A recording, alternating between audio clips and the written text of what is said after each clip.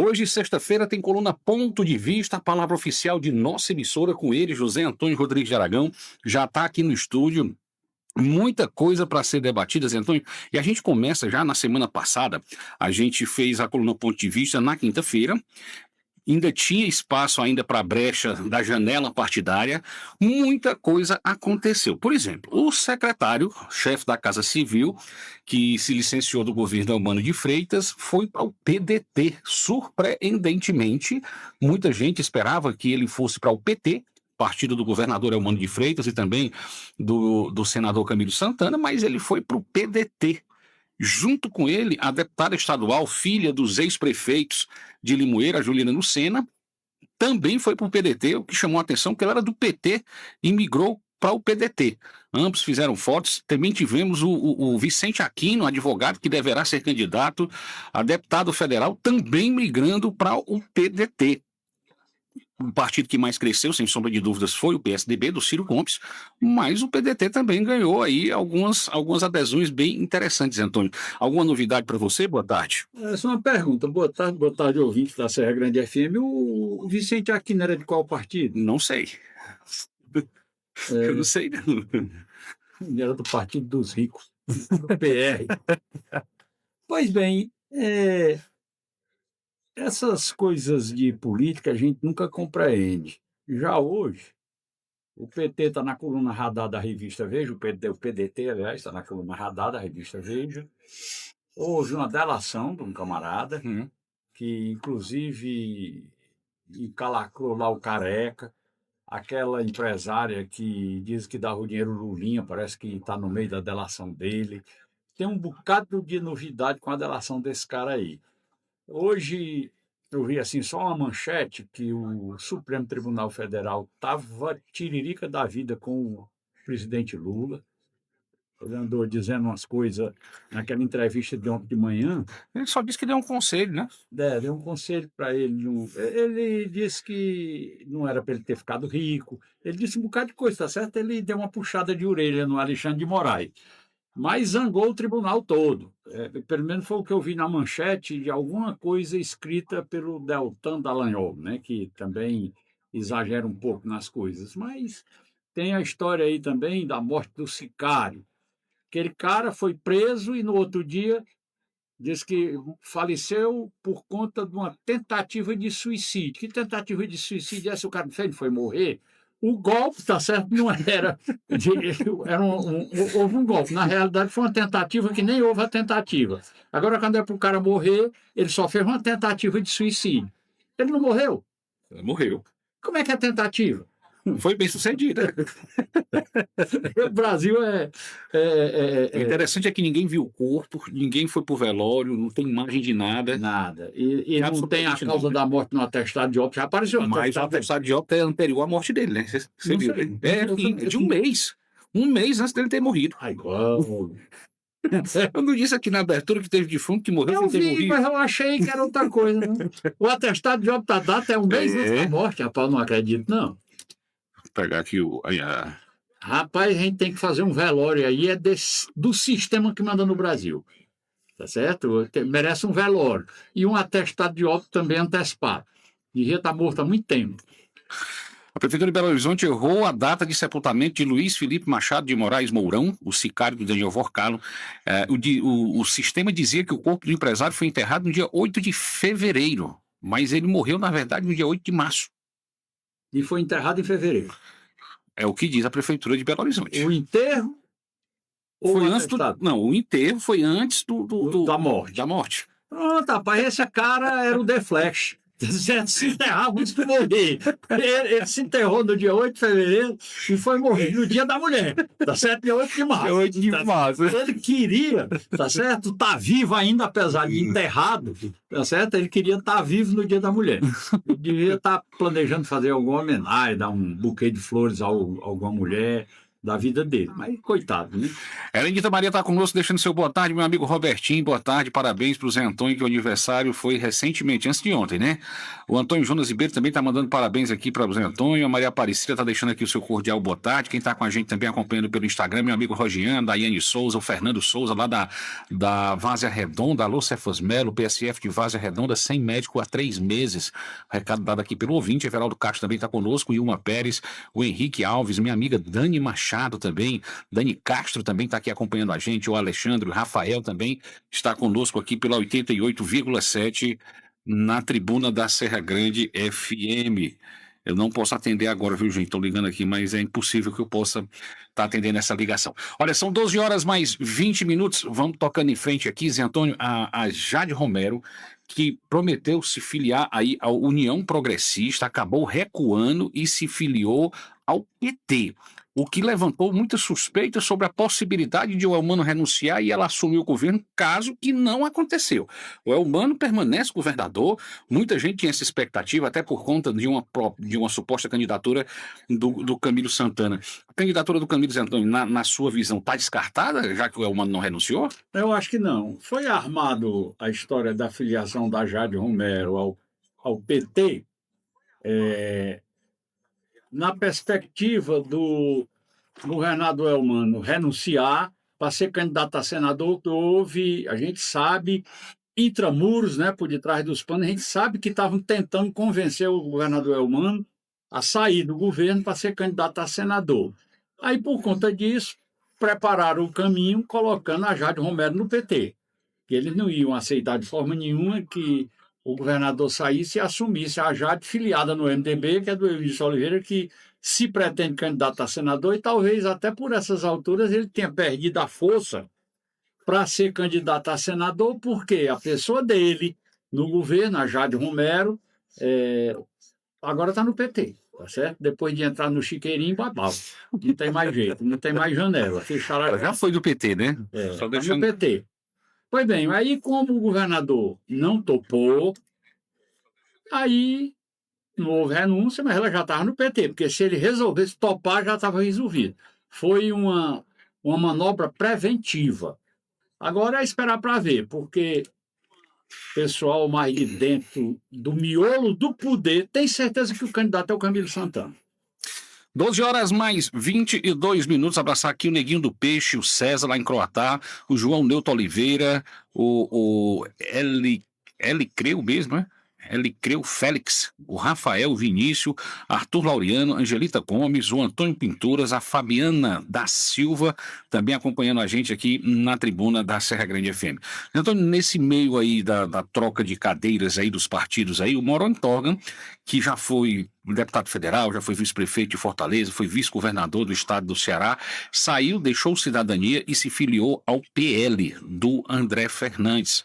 O PL que já teve aí o anúncio do Valdemar Costa Neto, que iria apoiar o Ciro Gomes, era a solução ideal, mas o Flávio Bolsonaro ainda não bateu esse martelo, embora tenha escrito lá naquela foto que foi vazada pelo site Metrópolis. Continua essa pendenga aí, já que o Ciro já declarou publicamente, inclusive, que o candidato dele a senador é o Alcides Fernandes, pai do André Fernandes. Como é que fica essa situação, Zé Antônio?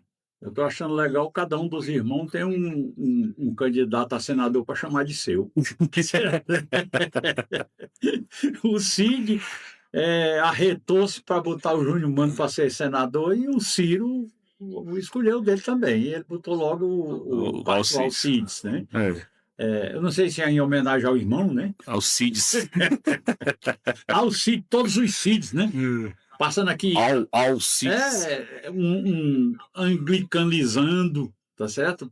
Tô copiando alguma coisa do inglês, bota só mais um L aí, fica Alcides, que é todos, né? Rapaz, eu estava até me lembrando aqui, antes de entrar nesse assunto, o Robertinho, você falou aí numa mensagem dele, pediu para. Eu não sei se eu mandei para você alguma coisa, um vídeo a respeito lá do Lontras e tal. Não mandou, não. Eu não sei. Aí, Robertinho, se você quiser, mande aí manda aí pelo Facebook da rádio, alguma coisa assim, que ele mandou alguma coisa a respeito do açude Lontras, né? Que fala e nunca sai esse açude Lontras. Mas um dia sai, né? Aquilo ali, as coisas tudo tem um tempo. Um tempo a presidente Dilma, em 2013, assinou ordem de serviço. Sim. E o dinheiro apareceu. O problema é que, devido à seca, tinha que fazer umas adutoras de emergência aqui no Ceará, e o dinheiro que era para ser usado para fazer o açude Lontras, o pessoal do governo federal autorizou o governo do estado a usar esse recurso para fazer aquelas tubulações de adutoras de emergência, é até um modelo desenvolvido no Iraque, para não se pensar que no Iraque só tinha Saddam Hussein. Lá também se desenvolveu um sistema de engate rápido para fazer a adutora de emergência. E foi feita uma adutora, até ela saiu aqui do açude do Araras, foi no rumo de Crateús e tal, para evitar que alguém passasse sede. Mas chegou a ser assinado da ordem de serviço, chegou a ser repassado o dinheiro e, no final das contas, foi mudado. Tá certo? Eu me lembro que um dia o Cid Gomes, quando governador, conversando comigo, falando que não tinha água para construir o açude lá no local, que era para construir, não tinha água para usar, para molhar o material que ia ser usado para fazer a parede. Aí estava pensando em levar água do Araras, que ainda tinha no Purão, que disseram que ia secar, mas não secou. Aí eu sugeri a ele fazer poço lá na comunidade do Cruz, no município de Croatá. Eu disse, lá você faz poço lá que dá 100 mil litros de água por hora, 120 mil. Aí não precisa de ir tão longe, né? Nós tivemos essa conversa. Mas depois, um dia eu conversando com ele, ele me contou essa história que eu acabei de contar aqui. Pois bem, mas aí a gente estava falando da história Senador. Da mudança das filiações, né? Não era isso? Isso, exatamente. A Jade Romero, eu já comentei aqui qual foi o motivo. Ela já tinha sido do PT lá atrás, há uns 15, 16 anos atrás, ela era petista, lá pelo ano 2010, alguma coisa assim. Aí, se ela saiu, não era para voltar. Tem umas doidices que você só faz uma vez na vida. Uma delas é se filiar no PT, tá certo? Ela repetiu, foi se filiar a segunda vez lá no PT. Né? A questão que a gente estava falando aqui é exatamente sobre a posição do PL no estado do Ceará. Mas aí o Monsanto dizia era assim: tem 3 coisas na vida que um homem só pode fazer uma vez: nascer, morrer e votar no PT.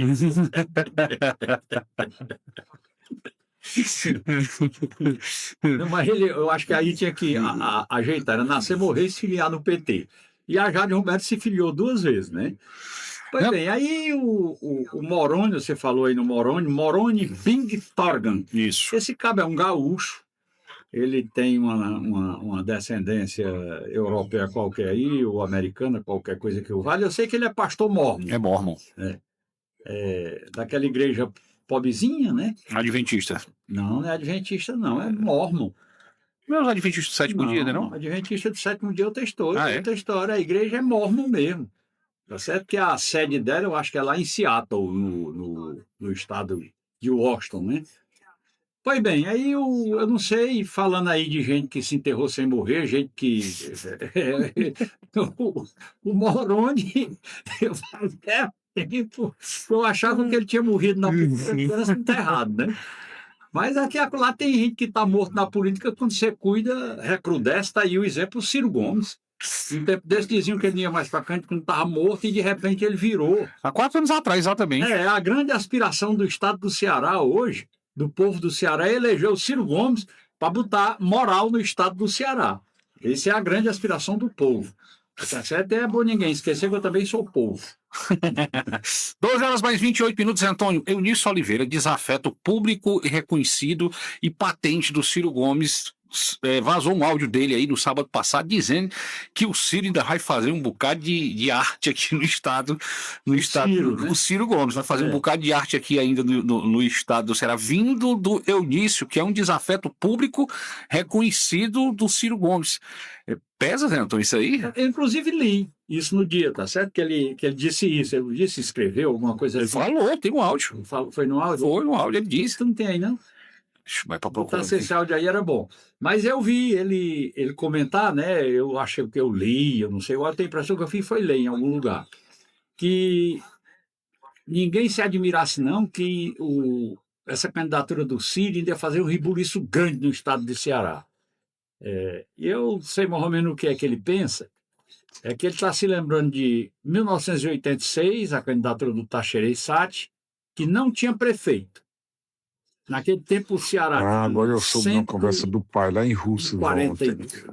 Deixa eu colocar. Ele não tem que ir pro Júnior Mano, não. Ele tem que ir para o Ciro, senão o pai não dá nem um centavo mais para ele. Eita, jogo bruto. Esse Ciro vai fazer estrago em tudo quanto é lugar, viu? Ah, agora eu soube. Daí o áudio que o Zé Antônio pediu para botar no ar é esse aí, que eu acabei de o Emerson colocar. Oliveira dizendo que o Ciro ia fazer estrago em tudo quanto era lugar. Exatamente. Essa conversa é um pouco mais comprida, tá certo? Mas é assim, é mais ou menos dentro do que eu raciocino.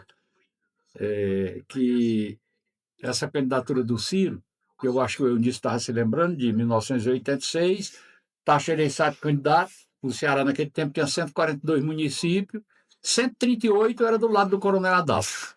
Tá certo? Só tinha 4 do lado do Tasso. Esqueci. E eu vou dizer, porque é bem facinho de se lembrar, os 138 eu ia ter dificuldade, mas os 4 eu sei.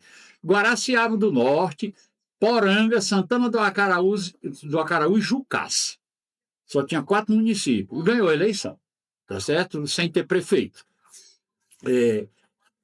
Deputado tinha ali uns 4 ou 5 gatos pingados, né? A negada do MDB na época era dele, mas a grande maioria, talvez 2/3 da Assembleia, talvez até mais, era tudo do PDS, né? Pois bem, aí quando foi em 2006, o Cid Gomes, irmão do Ciro, candidato a derrotar governador... 20 anos depois, né? 20 anos depois, candidato também a derrotar governador sem ter prefeito. Doutor Lúcio Alcântara era prefeito, aí já tinha 184. O Lúcio Alcântara, o governador, tinha até mais prefeito do que o Adalto Bezerra, porque tinha aumentado os municípios no Ceará.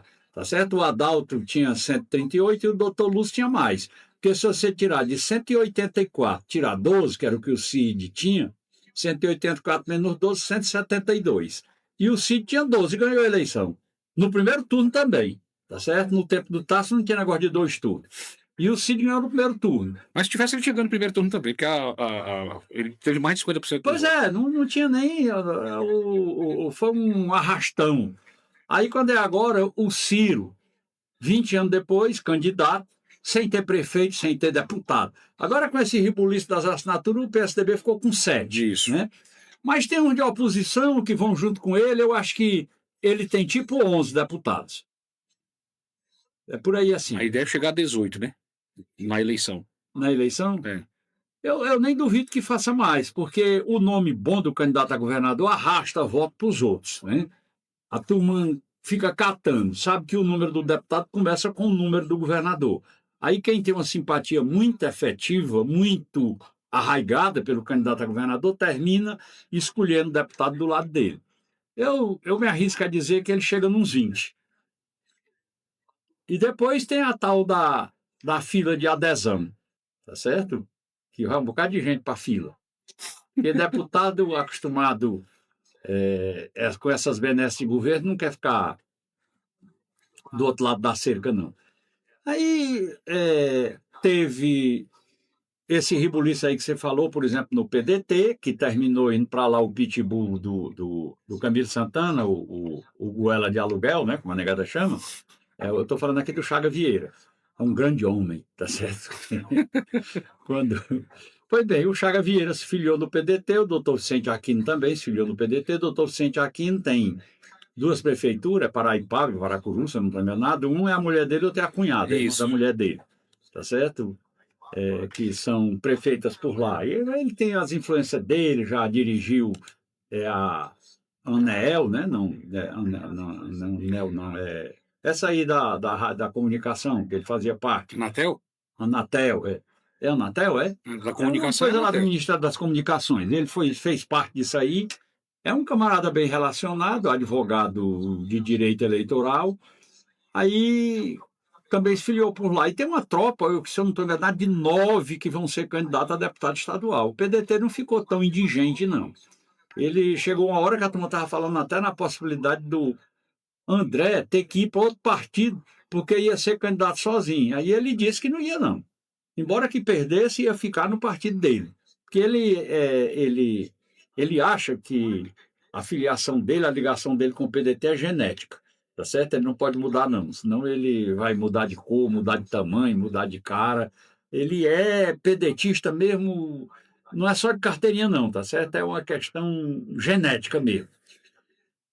Pois bem, aí no final das contas, depois do rebuliço que houve aí, um negócio de filiação, eu acho que o equilíbrio de forças permanece mais ou menos parecido com o que era antes, apenas teve um ligeiro crescimento aí de deputados na tropa aí do PSDB, que foi até uma novidade boa, e no final das contas está todo mundo aí preparado para a batalha, daqui para frente é amolar os ferros para cair dentro.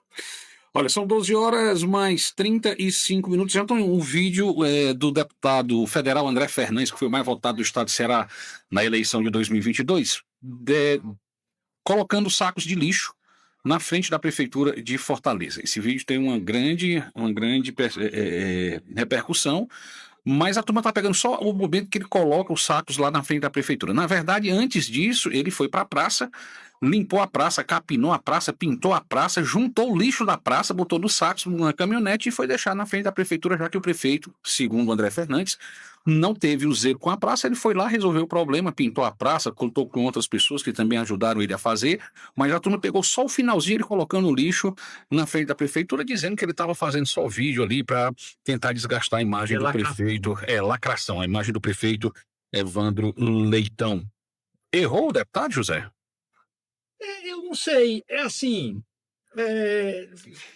na realidade o que faltava era publicar o restante do vídeo, né? Ele podia se encarregar, que os outros não estão... Não, ele colocou, os outros aqui não colocaram só o finalzinho. Mas de qualquer maneira ele tem muito seguidor, né? A turma fica repetindo. Eu digo que ele podia evidenciar o começo, quando estava limpando a praça. Fazer outro vídeo, quer dizer, cortar do vídeo o pedaço que ele está limpando a praça, que tem um efeito maior. Botar lá em frente à prefeitura é o protesto, né? A coisa básica foi ajeitar a praça, limpar, pintar, fazer o que era necessário. Tem hora que é preciso fazer um protesto e às vezes faz um protesto bem humorado. Eu acho que levar os sacos, se ele tivesse bagunçado, jogado lá na calçada, mas botou ensacadinho direitinho, ele demonstrou respeito. Depois foi que o cara foi lá e rasgou os sacos para ver o que é que tinha dentro, mas foi outra pessoa, não foi ele, né? Ele, de qualquer maneira, fez a coisa respeitosamente, mas registrou o protesto dele. É o que falta, é o povo brasileiro, de uma maneira geral, ter esse tipo de comportamento. O camarada chega... vamos ver aqui um fato dessa semana em Croatá. Ainda hoje, antes de eu vir para cá, um cidadão me procurou lá no Croatá, aí estava me contando a calamidade que é o hospital de Croatá, que disse que o sujeito está com um filho, está com uma pessoa internada, precisa de remédio, tem que comprar na farmácia. Eu estou dizendo aqui o que eu ouvi, tá certo? Aí um cidadão que é secretário municipal teve um filho pequenininho, de 4 anos, um recém-nascido. Primeiro, o parto da mulher dele complicou, que é até uma professora, uma moça lá da Cachoeira, eu acho que é Paulinha, é o nome dela, a mulher do Gil. Sim, isso. Pois é, ele é secretário municipal, faz parte da equipe do prefeito, e a mulher dele teve uma complicação no parto, aí terminaram tendo que mandar para outra cidade, não sei se foi para Sobral, alguma coisa assim, e a criança ficou aqui. Aí assim que ela chegou, o menino teve lá um sintoma de engasgamento, acham que foi mecônio, negócio de coisa de parto, que ele engoliu, porque quando engole é porque passou da hora de nascer. Aí levaram a criança para o hospital, aí quando... Pelo que me contaram, antes de, quando resolveram transferir a criança, não deu mais tempo. A criança morreu. Lamentável, meu Deus. Esses 4 dias, tá certo? Aí, será que isso é normal? Já teve gente que perdeu o filho lá por conta de algum tipo de deficiência do sistema de saúde de Croatá. O Alex até contou a história aqui conosco, né? Pois é, teve um caso que o menino falou aqui no rádio, o Alex, né, lá da Betânia, que é a mulher dele lá do Baixio, acho que uma neta do seu Elias Belisário. Teve alguém também da Betânia com um caso semelhante. Quando é um caso isolado e nunca mais acontece, mas vez por outra acontece um caso. Aí, são coisas que, se o cidadão protestasse de fato, o próprio compadre Tó estava hospitalizado, que é o avô dessa criança que eu estou falando aqui que faleceu, o compadre Tó. No período que ele estava internado, é claro que a família não vai dizer, porque tem interesse, tem emprego na prefeitura e tudo, e tem medo de perder. Mas tinham que comprar remédio para dar. Tá certo? Porque não tinha lá no hospital. Isso é uma demonstração de fraqueza. Na realidade, as coisas podem funcionar bem. O município não pode se queixar de falta de dinheiro. Porque no governo do Bolsonaro, em 2021, o dinheiro de prefeitura praticamente dobrou. Em 2021. E de lá para cá, nunca mais mudou, porque ficou estabelecido. Você procura lembrar que foi exatamente, eu acho que no ano de 2021, que deu uma crescida grande no Fundeb. Foi 2021. Lá no Croatá, em 2020, o município recebeu 13.700.000 e 21 recebeu mais de 40. Quase 3 vezes. Aí, o Bolsonaro mudou o piso de professor, aumentou 33%, se lembra? Uhum. Nunca tinha acontecido um negócio desse. Nós estamos num período de estabilidade financeira e tudo. Não tem inflação alta, a inflação normal, aí piso reajusta 4%, 3%, o Bolsonaro deu 33%. Por que ele fez isso? Porque ele sabia que as prefeituras iam dar dinheiro. Se ele não botasse isso, a negada ia achar outro jeito de gastar esse dinheiro. Aí, por isso, ele deu essa ajuda aos professores, que ele, naturalmente, já é uma tendência dele, ele sempre lutou por corporações, quando ele era deputado. Ele fez isso como vereador no Rio de Janeiro e depois como deputado federal. Ele sempre esteve nessa luta pelas corporações do serviço público. Pois bem, então, falta de dinheiro em prefeitura, prefeito que se queixar de falta de dinheiro está, no mínimo, mentindo. Porque não há falta de dinheiro. Pode haver falta de boa vontade. De dinheiro, não. Prefeitura tem dinheiro sobrando. É tanto que boa parte dos prefeitos torra o dinheiro no empreguismo. Eu fui me vacinar, porque tinha uma vacina para quem já tem mais de 15 anos, tá certo? Aí eu fui me vacinar no sábado passado, né? Não estava numa campanha, que era recém-nascido, eu não sou mais recém-nascido, tá certo? Eu estou no outro grupo, chamado grupo de risco. Eu achei legal. Eu cheguei lá, passei atendido, tinha uma mocinha e tal, aí quando tem lá a salinha escrito imunização. Aí é um tipo de sala pequenininha, não tem janela, tem só a porta para entrar. Mas o que me admirou foi o atendimento. Eu fui tomar uma vacina. Tinha 4 funcionários dentro da sala para aplicar essa vacina. Quer dizer, é claro que é só um que aplica, porque não cabe mais de uma mão no aparelho. Mas tinha 4. Aí tem gente que acha que fazer uma saúde boa é encher de funcionário. E não é isso. O funcionário é fundamental. Aliás, quem não serve de nada praticamente, às vezes, que não faz muita diferença, é o prédio. O funcionário é que faz a diferença. Agora, tem que ter o tanto correto. Eu lembro aqui de uma coisa, se você tiver alguma atividade para fazer que uma pessoa sozinha faça, o melhor jeito daquela atividade ser feita, bem feito, é tendo só uma pessoa para fazer. Se só um pode fazer, se só um dá conta de fazer, se você botar 2, piora. Se você botar 3, piora. Se você botar 4, piora. Quanto mais você bota, mais piora, porque fica uns esperando pelos outros, tá certo? Aí, se tem um habilidoso no meio, interessado e tal, em vez dos outros copiarem, o habilidoso interessado vê que os outros não estão fazendo nada e fica do mesmo jeito. Ou seja, tem que ter na quantidade correta. Não pode ter menos do que o que precisa, mas também não precisa ter mais. A criatividade, a boa vontade sempre vai ter um jeito do dinheiro da prefeitura ser usado para ajudar o povo, para ajudar o futuro do lugar, tá certo? Sem o apelo para essa condição que é normalmente característica de quem não tem muita coisa na cabeça e de quem é mal intencionado, que quer escravizar as pessoas pelo bolso. 12 horas. Dinheiro não falta. O que falta é boa vontade, bom senso e capacidade de discernimento para escolher a melhor maneira de aplicar o dinheiro do município.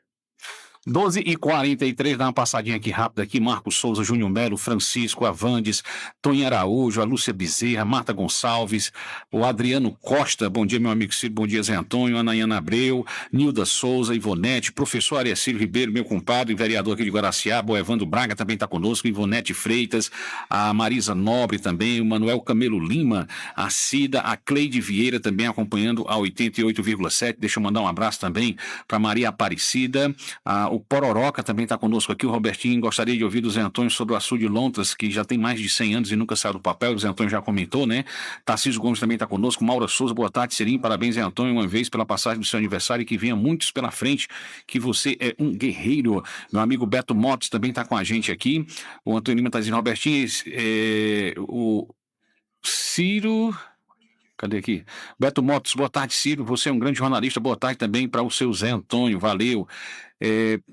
A Chaguinha Souza está dizendo que o Ciro tem que tirar o Ceará das garras do Camilo, senão o PT vai continuar governando e fazendo o que quiser dos cearenses. Francisca Nascimento, André Fernandes só fez para aparecer porque não aceita a derrota sobre a atitude do deputado aí, né?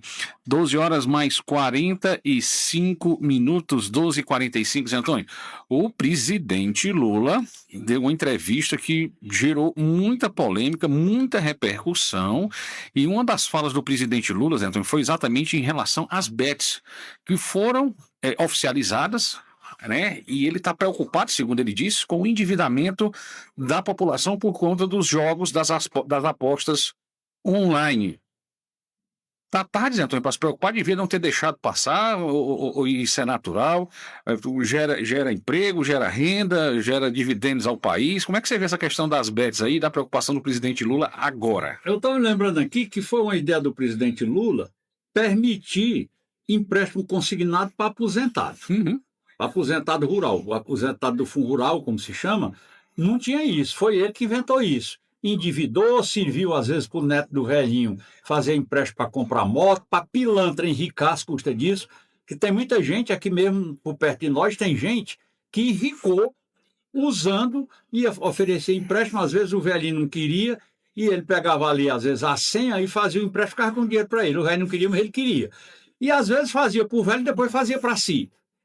Teve roubalheira de todo tipo, ainda hoje, um dia desse, foi encerrado na marra uma CPI, exatamente em cima dessa história, porque o roubo grande não é nem sequer no desconto para essas associações. O roubo grande é o dinheiro que vai para banco por causa do empréstimo consignado.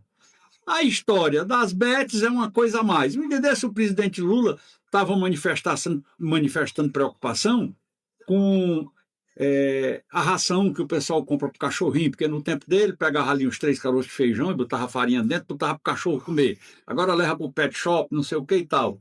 Ele estava preocupado também um tempo, ele disse, rapaz, se está caro, não compre, compre outra coisa. Ele tem um jeito muito peculiar dele de dar as ordens dele, mas a moda dele, o modelo dele está sendo ultrapassado.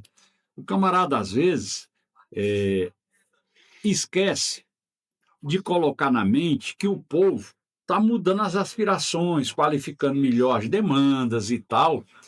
E alguém que está numa posição que não depende muito disso, ele é um cara que tem um nível de vida bom, ganha bem, vive bem, tá certo? Tem um patrimônio bom e tudo, ele não é afetado por essas peculiaridades da vida de pessoas simples, de pessoas humildes. Ele passou por isso, mas lá em Antonte, tá certo? Ou mais para trás ainda. Ele passou por isso, mas ele nem se lembra mais. Desde quando ele chegou em São Paulo, que se meteu no movimento sindicato, ele sempre vive bem. Você vê essa turma que é engajada em sindicato direto, você não conhece nenhum que tenha dificuldade financeira na vida. É tudo bem de vida. E o presidente Lula vive nisso, dos 80 anos que ele tem 60, entre sindicato e política e presidência da República e tudo. Aí ele termina perdendo a percepção dessas coisas do dia a dia das pessoas, e ele acha que alguma coisa não vale nada, não vale para ele, mas para as pessoas valem. Essa é a dificuldade, às vezes, do poder, porque mesmo ele estando fora do poder, ele tem muito poder, porque ele é um camarada que tem um destaque natural. Aí ele perdeu essa sintonia, por isso é que ele está tendo dificuldade de se recuperar do ponto de vista da popularidade, o governo dele, nas últimas pesquisas aí, é desaprovado por mais de 50% e aprovado por 45%, 44%, alguma coisa assim. Botaram um candidato, adversário do presidente Lula, que era uma piada, o Flávio Bolsonaro. Agora a piada está igual com o piadista, tá certo? Estão pau a pau, tanto no segundo turno como até no primeiro turno. Diz que vai ser uma pesquisa hoje, né? Não sei se é Paraná ou é Datafolha. É amanhã, 11. É amanhã. 11. Mas quando sai amanhã, hoje já sai. Tem um vazamento. Seletivo. Não usa muito vedante, não usa silicone e tal, aí vaza. Tu vai ver como vaza hoje. 12h49, então agora vamos para a ferida, né? Vamos falar aqui do Banco Master. O Banco Master declarou 65 milhões em pagamentos para políticos, e isso foi comprovado pelos dados da Receita e do COAF. O Banco Master gastou mais de 500 milhões com escritórios de advocacia em 4 anos, isso também comprovado por dados do COAF. Destes, mais de 80 milhões só para a senhora Viviane Bassi, a doutora Viviane Bassi, que é a irmã, minha mulher, do Alexandre Agora já virou irmã, ficou muito rico. de Moraes. Os dados foram repassados pela Receita Federal à CPI do crime organizado do Congresso Federal, que o Alcolumbre não quer prorrogar, já bateu o martelo que vai encerrar o quanto antes. Enquanto isso, o Xandão reabriu um processo de 2021, movido pelo PT, para, regulamentar a questão da delação premiada. O Alcolumbre, inclusive, essa semana liberou a questão da sabatina do Messias, que era um indicado que ele não queria porque queria vaga para o Pachecão, o ex-presidente do Senado. Brasília está na tua mão, José, é contigo. Essas coisas são engraçadas. O Alcolumbre tinha uma denúncia dessa história do INSS, uma denúncia não, tinha uma delação que ia ser feita por um camarada, ele fez a delação agora. Mas quando a delação chegou na mão do Paulo Gonet, tinha o nome do Alcolumbre no meio, ele não aceitou.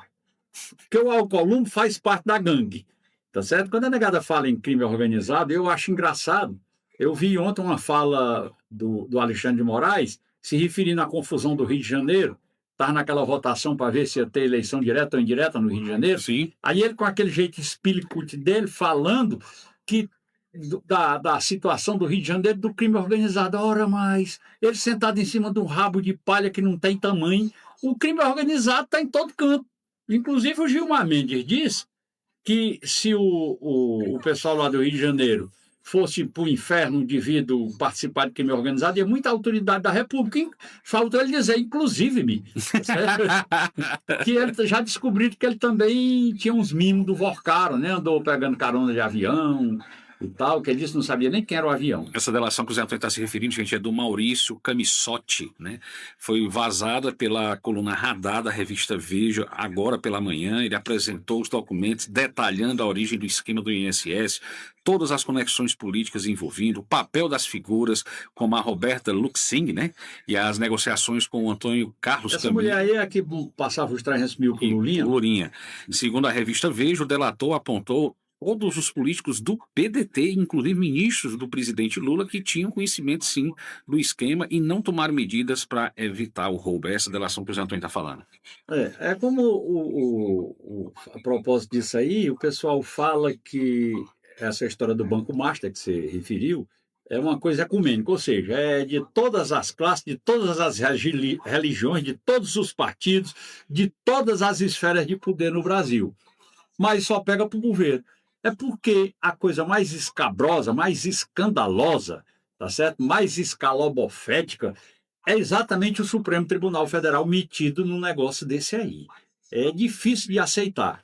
Essa pesquisa que saiu agora durante a semana, que o presidente Lula está sendo desaprovado por 51, aprovado por 45 e os outros não se manifestaram, o povo diz nessa pesquisa, 42% diz que o maior risco que tem para a democracia no Brasil é o Supremo Tribunal Federal. Eu dizia isso há muito tempo. Quando você vê um cara dizendo que está defendendo a democracia, é porque ele está roubando a democracia. Foi exatamente o que foi feito aqui no Brasil. O Alexandre de Moraes tirou o direito político do Bolsonaro porque o Bolsonaro disse que não confiava em urna eletrônica. Rapaz, no artigo 5º, inciso 4º da Constituição, diz que é livre a manifestação de pensamento. Que ele tem a raiva do cara, se ajeite com ele de outro jeito. Agora, usar a lei para perseguir uma pessoa, o Bolsonaro pode ter o defeito que ele tiver, mas tem que respeitar o direito que ele tem. Como é que você tira o direito político de um cidadão? Porque o cara diz que não confia em urna eletrônica, isso é motivo para tirar direito político de cidadão. Não importa se é presidente ou o que é. Se o Bolsonaro chamou ele de canalha, ele vai lá e diz, rapaz, vamos resolver isso aqui no braço, pronto. Diz que ele é lutador de Muay Thai, não sei o que lá, o Diabo 4, diz que ele levanta o corpo só com a mão.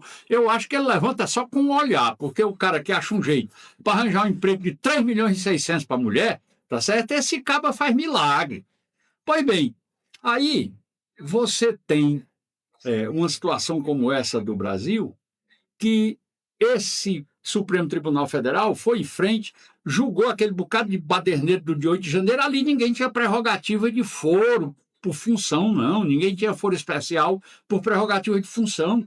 Ali era uma dona de casa, era uma pessoa assim, assado, não sei o quê. Tem um caso de um camarada que foi condenado agora há poucos dias, lá por causa disso, um sujeito lá de Santa Catarina, um empresário bem-sucedido, vive bem, um homem de 70 e poucos anos de idade, que fez uma colaboração de R$ 500. Ele nem foi.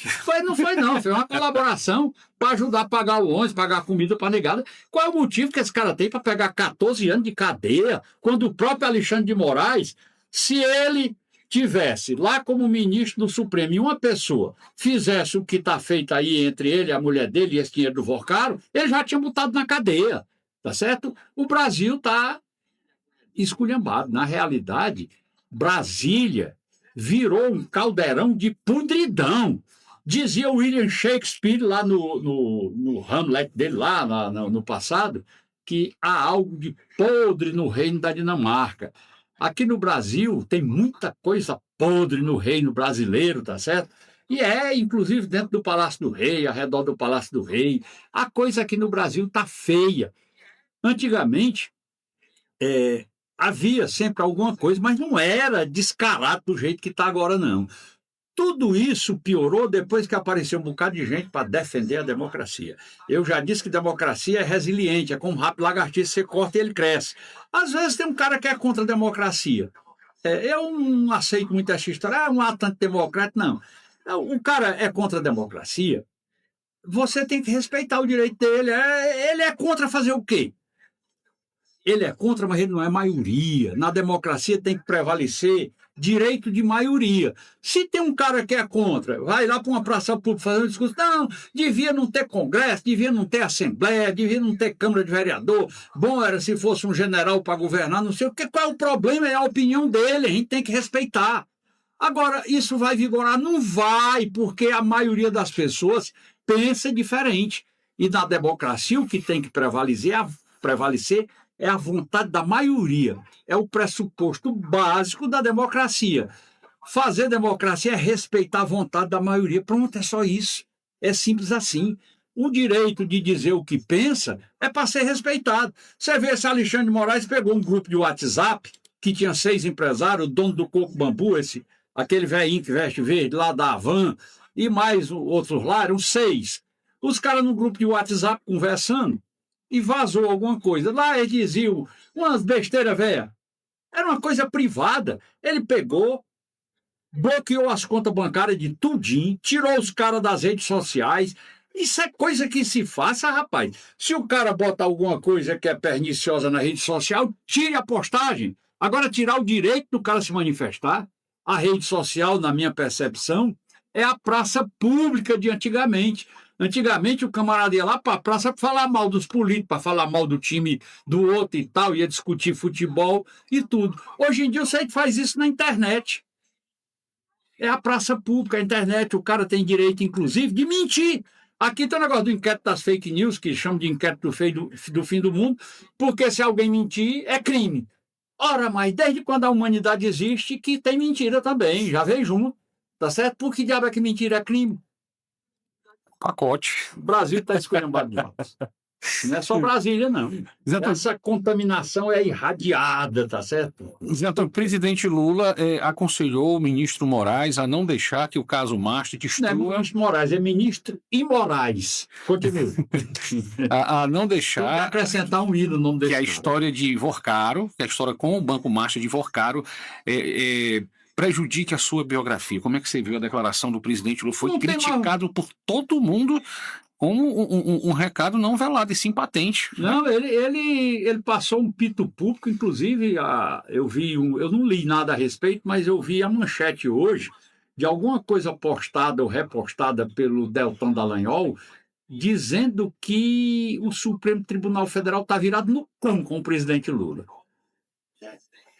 Olha, o mal por si se destrói. Essa arrumação que fizeram do dia 8 de janeiro, que foi uma malvadeza. O sujeito prenderam um bocado de general. O cara disseram que tinha um negócio de um plano verde e amarelo para matar não sei o que, mas não mataram ninguém, não houve tentativa, não houve nada. Diz que aquela confusão de 8 de janeiro era uma tentativa de golpe. O que houve ali? Não tinha ninguém armado, não tinha uma liderança, não tinha nada. O presidente Lula estava lá em Araraquara, chegou de noite, continuou presidente, não houve mudança nenhuma. Isso é um exagero. É uma coisa tão vergonhosa que eu não consigo entender como é que alguém admite. Tem gente que jura que aquilo foi um golpe de Estado. Tá certo? Tem hora que eu penso que eu estou sonhando. Olha, são 13 horas em ponto nesse exato momento. Deixa eu abraçar aqui a Cida, a Cleide, o Marcola, o Alex Veículo. Marcola não é o Marcola do PCC, viu, gente? Alex Veículo também acompanhando a gente, meu patrão. A Ivaneuza também está com a gente, a Bianca Silva, a Clarinha, a Dalila Moreno, o Edivar, o Matheus Medeiros também acompanhando aqui a 88,7 Serra Grande FM. Deixa eu mudar aqui agora aqui para o nosso Facebook aqui, para a gente ver quem que está conosco aqui. Mandar um abraço para a Francisca, Cleonice, o Ed Carlos está também conosco aqui, deixando aqui o seu cordial boa tarde para mim e para o Zé Antônio Rodrigues de Aragão, e está com a gente também. Deixa eu mandar um abraço aqui para a Vitan, a Ivaniza, o Ivan Feitosa, a Angelita Gomes, doutor Vitor, o doutor Cegonha também está acompanhando a gente, direto de Crateús, a Elisiane também está conosco, Cleiton, e o Luiz Kleber também acompanhando a 88,7 Serra Grande FM. Tocando em frente, o Zé Antônio está escutando um áudio ali. Zé Antônio, a reportagem da revista traz aí políticos como Michel Temer, ACM Neto, Antônio Rueda, Guido Mantega, Fábio Van Garten, Henrique Meirelles e o ex-ministro do Supremo, Ricardo Lewandowski, né? Por exemplo, Henrique Meirelles recebeu 18,4 milhões de dinheiro por serviços prestados ao Banco Master. O Michel Temer recebeu 10 milhões. A Temer afirmou que o valor recebido não é 10, é de 7 milhões e meio, só não é 10. Bom. Só dá 2 meses da mulher do Alexandre de Moraes. Guido Mantega recebeu 14 milhões via empresa de consultoria, ou seja, muitos nomes aí. O Ricardo Lewandowski, 5,93 milhões de reais do Banco Master, 6,2 para o Ronaldo Bento, ex-ministro, 5,4 para o ACM Neto, 3,8 para o Fábio Van Garten e 2,1 para o Antônio Rueda. Muda alguma coisa, Zé Antônio? Muda porque tu está dizendo de um jeito que as pessoas não têm a percepção do tamanho da coisa. 3,8, sei lá, bem pouquinho, só 3,8, não, é 3 milhões e 800. Sim. Esse 7,5 é 7 milhões e 500 mil. Que ele disse que não é 10, só é 7 milhões e meio. Não era 10, era só 7,5. Aí o cara disse que é uma mixaria, porque o camarada veio que a mulher do Alexandre de Moraes ainda conseguiu 80? receber 82 milhões em 22 pagamentos de 3 milhões e 600 por mês. Pensa num salário. Ganhando mais dinheiro que ela aqui no Brasil, só tem o treinador da seleção, que eu acho que ganha 5 milhões. O Ancelotti. O Carlo Ancelotti. Nem o Neymar ganha esse dinheiro, cara. Zé Antônio, a pergunta que não quer calar: por que o Alexandre de Moraes não se pronuncia? Muita gente diz que se isso fosse com qualquer outra pessoa, a pessoa já estaria presa por ele, por determinação dele. Mas por que nenhuma declaração o ministro consegue dar? Inclusive, ressuscitou esse caso de 2021 para tentar atrapalhar aí uma possível delação. turma que está dizendo, né? A possível delação do Forcaro para diminuir a credibilidade dessa delação, porque dizem que não são só os quatro, né? Porque a turma fala do envolvimento aí do Nunes Marques, Alexandre de Moraes, Dias Toffoli e Gilmar Mendes. Diz que tem mais gente do Supremo também, e lá do Congresso Nacional tem uma carrada, tem um caminhão, segundo as informações das pessoas que estão aí fazendo o traçado para a delação do Forcaro. Por que o Alexandre de Moraes não se pronuncia? A coisa principal que tem nesse processo, tinha 5 anos na gaveta dele, e ele liberou agora para julgamento, pediu pauta, e tomara que o Fachin tenha um bom senso de deixar na gaveta. Porque o principal é que nesse procedimento que está lá para ser julgado, tem uma cláusula que diz que o sujeito não pode prestar delação estando preso. E o Forcado está preso. Certo? Aí pronto. Mata a delação do Forcado, nisso aí. Do mesmo jeito que ele, um dia desse, tinha umas coisas lá de cobrança de multa dos caminhoneiros que fizeram aquele movimento de parar os caminhões nas estradas na hora do segundo turno da eleição presidencial de 2022. Aí foi aplicado multa e tal, mas ficou aí, não botaram para cobrar. Tem motorista que foi condenado a pagar 140 milhões. Nem a mulher dele, Alexandre de Moraes, tinha dinheiro para pagar. 140 milhões, motorista de caminhão, o cara que tem uma carreta, pega uma multa de um valor desse. Aí ele liberou, botou para a justiça cobrar. Isso aí. É exatamente para evitar que tivesse alguma manifestação agora, pensando inclusive no Supremo. Nós estamos vivendo um período aí do negócio da guerra lá do Irã. Aí podia o preço do óleo subir e tal, aí ele, para fazer uma afaga ao presidente Lula, ele liberou isso aí, que é para tirar a coragem dos caminhoneiros. Na realidade, eu já disse isso aqui no microfone dessa rádio, esse julgamento do dia 8 de janeiro, aplicando pena de mais de 17 anos em quem estava por ali, tem gente que não fez absolutamente nada, aplicando 14 anos no cara que nem saiu da Santa Catarina dele, apenas deu uma colaboração de R$500 para negada aí, não sabia nem o que iam fazer. Tudo isso ele fez naquele tempo, a partir de 2023, inclusive, enganaram aquele povo. Disseram que iam levar eles para um lugar melhor, o lugar melhor foi para a prisão, que eles levaram, isso foi uma sacanagem que fizeram, inclusive tinha o comandante como é que chama aquele negócio lá no Comando Militar do Planalto, o comandante que o general comandava, fez parte dessa falcatrua. Os caras podiam ter saído lá e ter ido embora. Mas não, vamos levar vocês para um lugar melhor, mais acomodado, lá tem sombra e tal. Tinha sombra mesmo. Certo? Era a sombra da cela, da cadeia. Prenderam tudinho. Aquilo o Alexandre de Moraes fez de propósito, para assombrar o povo brasileiro, para todo mundo ficar com medo de fazer manifestação. Porque no dia 24 de maio de 2017, quando o presidente era o Michel Temer, fizeram um movimento em Brasília e o objetivo era derrubar o governo. O que é derrubar o governo? É um golpe de Estado. O objetivo era esse. Foram mais de 1.500 ônibus. Era o pessoal da esquerda que fez isso. Fizeram quebra-quebra, foram mais de 80 presos no dia logo. Aliás, foram para o hospital mais de 80. Depois foram liberados, alguns ainda ficaram uns dias, inclusive teve policial ferido e tudo. E no outro dia liberaram todo mundo, soltaram todo mundo. Quando a imprensa foi entrevistar o Michel Temer, ele escutou a pergunta e fez com aquele gesto dele. Isso foi ontem, botou o dedo assim para trás. Isso foi ontem. A gente tem que olhar daqui para frente. Pronto, não houve nada. Foi um movimento muito pior. Inclusive, no dia chegaram a quebrar vidraça do Supremo. Se o Supremo diz, por exemplo, como justificativa, que julgou aquilo ali porque tinham ofendido lá o espaço físico do Supremo. Mas nem todos andaram lá. Tem gente que foi julgado sem ter pisado em Brasília. Isso é uma ilegalidade gritante. Não podia de jeito nenhum ser julgado no Supremo. Que quem fez coisa errada tem que pagar? Tem. Agora, o julgamento tinha que ser na justiça adequada. Era na primeira instância, numa vara federal qualquer de Brasília. O caso do Bolsonaro. O Bolsonaro era ex-presidente, não tinha que ser julgado pelo Supremo. Nada, é tudo errado, tudo esculhambado.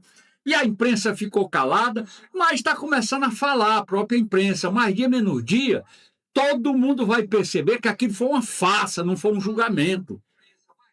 Abraham Lincoln disse lá pelo ano de 1860 que é possível enganar pouca gente muito tempo. É possível enganar muita gente por pouco tempo, mas toda gente o tempo todo ninguém consegue enganar. Essa farsa que foi feito com essa história de 8 de janeiro, mais dia menos dia, toda a população brasileira, inclusive alguém que acredita piamente nessa história, mas um dia todo mundo vai perceber que foi uma armação capitaneada pelo Alexandre de Moraes e aceita por quem devia ter se bulido no sentido de mostrar que aquilo não era verdade, que era a imprensa. Agora, por que isso aconteceu? O Bolsonaro ganhou a eleição de presidente da República com um celular na mão. Gastou 1,5 milhão para se eleger presidente. Que tem cidade de interior aqui no Ceará que um vereador gasta mais disso para se eleger vereador. Ele se elegeu com 1,5 milhão, tanto que ele arrecadou 2,2 milhões e ele queria dar os 700 mil de sobra que tinha para aquele hospital onde ele foi operado no dia que levou a facada. E a Justiça Eleitoral não aceitou. Ele teve que devolver para o partido esse dinheiro. Aí ele achou que, como presidente, dava para ser do mesmo jeito. Quando ele assumiu a presidência, ele cortou o dinheiro da imprensa.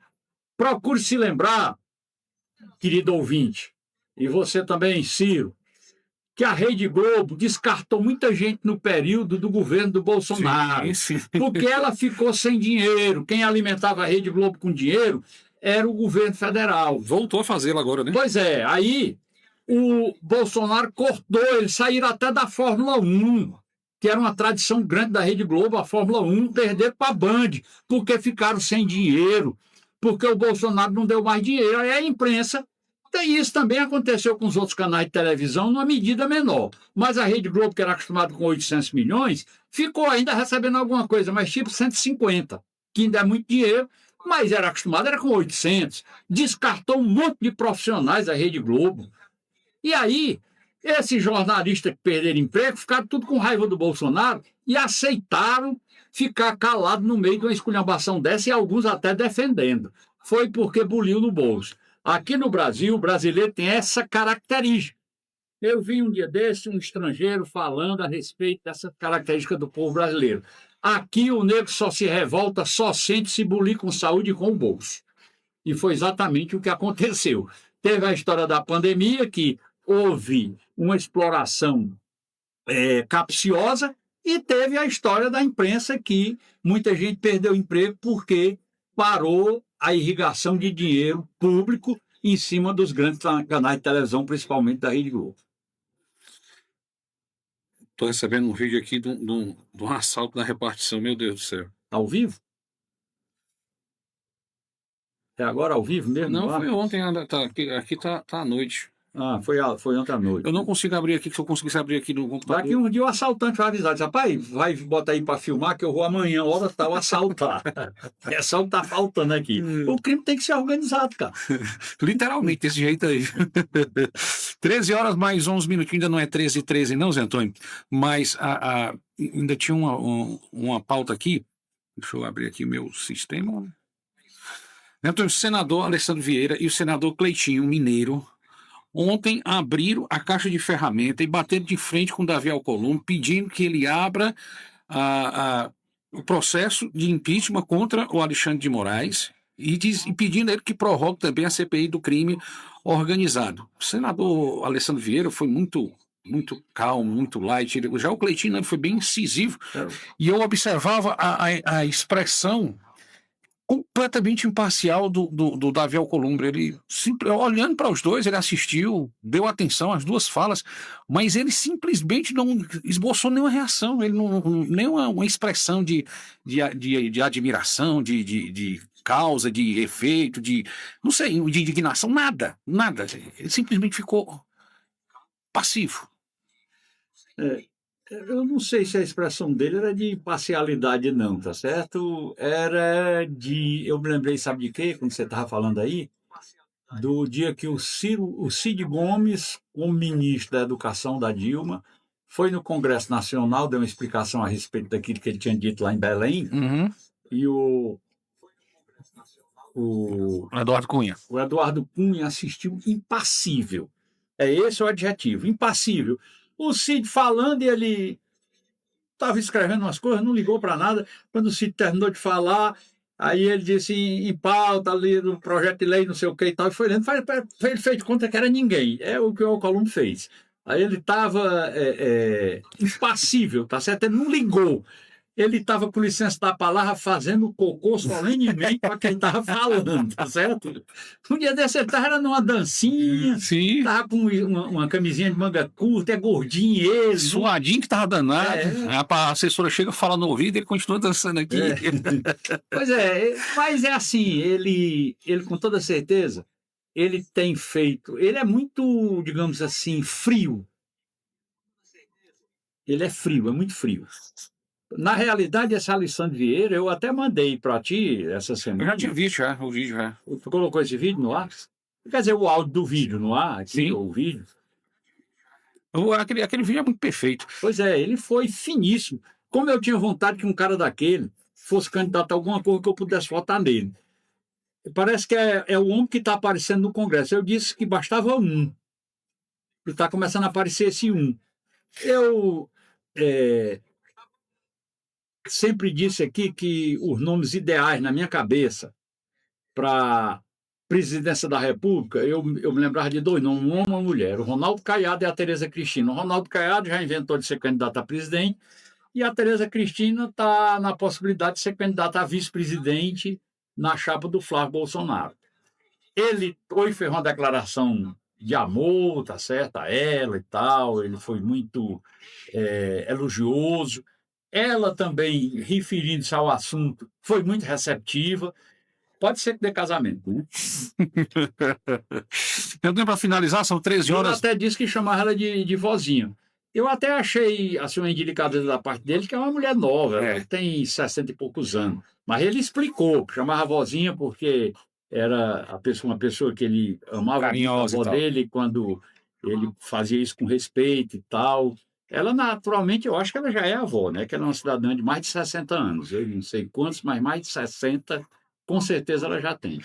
13 horas mais 15. Mas parece uma menina. Zé Antônio, o ex-vice-prefeito de Juazeiro do Norte, Giovanni Sampaio, ontem disse que se descompatibilizou e vai para a disputa pelo governo do estado do Ceará. Seria aí um quinto nome a entrar na próxima pesquisa aí. Ele que é um desafeto público também do Ciro Gomes, vive trocando... O objetivo dele é só ter a oportunidade de xingar o Ciro. Ele vive trocando farpa aí com o Ciro Gomes. Mas ele se filiou no partido do Júnior Mano.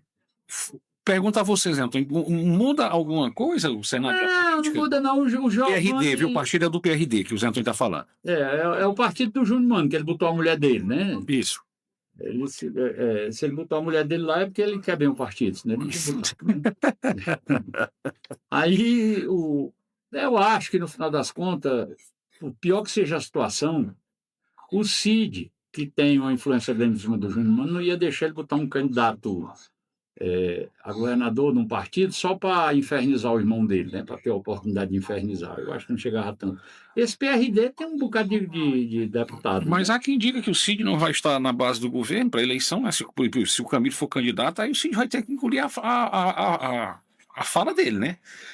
Vamos ver como é que vai exportar. Se o Camilo for o candidato, vamos ver como é que o Cid vai exportar, né? O Cid está fora. Inclusive, há uma possibilidade, tá certo, do Cid tá dando uma de João sem braço. O que pode ser um raciocínio que é possível, é plausível? Rapaz, o Cid defende que o candidato seja o Elmano, que é melhor para o irmão dele. Tá certo? Derrotar o Elmano. Se o Elmano não for o candidato, que tem gente que acha que o Camilo seria mais forte, aí já não fica mais forte porque perde ele. Cid. Tá certo? De qualquer maneira, ele termina protegendo o irmão. Tem gente que pensa por aí, tá certo? E não é um raciocínio descartável, não. De qualquer forma, o que eu observo das pesquisas é que na espontânea o Camilo aparece muito fraco. Isso é fato. Já fizeram estimulada com ele no meio, também está fraco. Já teve pesquisa estimulada botando o Camilo. Mas só aqui tem o estimulado com ele está na frente. Um ponto. Mas está na frente. Vamos lá então, Francisca. Para quem é a última Coca-Cola do deserto, a bala de prata e tal, está um ponto na frente. O Elson Silva diz: a construção do Açude de Lontas vai transformar a cidade de Croatá da água por vinho, mas vemos pouco empenho do atual prefeito. Dona Antônia Torres também está deixando aqui seu cordial boa tarde. Cleonice Silva também está conosco aqui. E o Francisco Andrade também acompanhando a gente aqui. Manda um abraço para o Rafael Pontes, Leandro Souza, Dalva Torres, Francisco Costa, Francisca Rodrigues, Francisco Araújo. O Felipe também acompanhando aqui a Tribuna da Sergrande através do nosso Instagram. A Lisiane. Mandar um abraço para o Valdemar Neto, que está conosco também. A Marta Martins, o Luiz Kleber também acompanhando a gente. São 13 horas mais 18 minutos. Zé Antônio, essa semana a gente viu pouca movimentação do Ciro Gomes.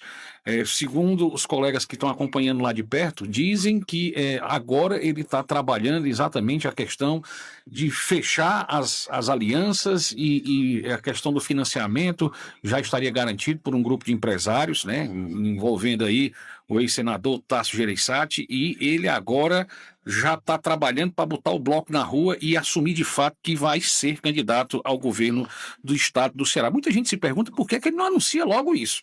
Você tem alguma opinião, Zé Antônio, formada a esse respeito? Eu acho que ele quer deixar para anunciar oficialmente, porque como aquela história do motel que eu às vezes conto, tá certo? Mas não tem dúvida aí, não. Eu acho que ele está deixando para anunciar quando estiver mais perto, para pegar o embalo e não baixar mais. Porque ele faz um movimento, para fazer o movimento de lançamento de candidatura, tem que ser um movimento grande, tá certo? Aí você faz agora e depois para, vai ter a campanha depois da convenção, fica meio sem graça. Eu estou pensando que ele vai empurrar isso mais para frente, para já ser perto da convenção, o lançamento de candidatura. Eu penso que ele vai fazer por aí assim. Aí, enquanto isso, ele vai ficar dizendo que está cada vez mais convencido, que, embora que a cabeça dele diga que ele não se meta nisso, o coração está começando a ter uma força maior do que a cabeça, e ele cada vez mais está chegando mais perto de dizer, sem nenhum tipo de dúvida, isso, mas vai chegar o momento. Você está dizendo que vai chegar o momento, é porque ele já se decidiu, senão não ia chegar o momento. Tá certo? Ele dá todos os indicativos de que está, de fato, decidido a ser governador do Ceará. 13 horas e 20 minutos, muita gente cobra, Zé Antônio, encontros regionais comandados por ele próprio, pelo Ciro Gomes. A turma está dizendo que ele já devia estar aí visitando aí, sei lá, a região do Jaguaribe, a região da Ibiapaba, a região do Acaraú, fazendo encontros regionais. Você está sentindo falta desse empenho, Zé? Não, eu acho que a essência da candidatura dele é tão firme que talvez isso não chegasse a causar nenhum tipo de grande diferença, não. O que eu acho é assim, que, olha, o desejo é a medida da estima. Quando você tem uma coisa muito à sua disposição, perde um pouco da graça, né? Eu acho que vai ter um momento que a aura de candidatura que está chegando, que já está oficializada, que é de fato uma coisa concretizada, tudo isso vai terminar dando um encanto maior. Eu tenho a impressão que uma das coisas que evita que ele faça isso, esteja fazendo encontro regional, é não se expor. Não vale muito a pena se expor. Onde vai um encontro desse, tem que falar com a imprensa, tem que fazer declaração, tem que responder entrevista, e não sei o que e tal, e quem muito fala, muito erra, já dizia a dona Tereza, minha avó. Tá certo? Como pode ser que o cabo deu uma escorregada aí? De falar, às vezes ele se empolga, né? o negócio da cordinha. Tem a cordinha do sacristão. Tem que botar um sacristão com a cordinha. Os meninos estão mandando para mim aqui o fato aqui que aconteceu na cidade de Milagres, no interior do Ceará. O pai que levou a filha ao altar, entregou ela ao noivo, vestiu a batina e celebrou o casamento. Aí é milagre. É milagre. Exatamente. Ele é diácono, Raimundo Tarcísio Cabral. Ele conduziu a filha até o altar, entregou para o noivo, passou para o outro lado, vestiu a batina e celebrou o casamento. Aí daí para frente a história dele se acaba. E o resto é com noivos. 13h22, então tem algo mais que você queira colocar? Agradecer aqui pelo carinho da audiência, um grande abraço, felicidade, tomara que Deus olhe para o nosso Brasil, proteja a gente, nos livre dos políticos e dos justiceiros imorais, tá certo? Principalmente dos imorais. Os imorais. O resto a gente vai viver. E mande de volta o boi e o algodão.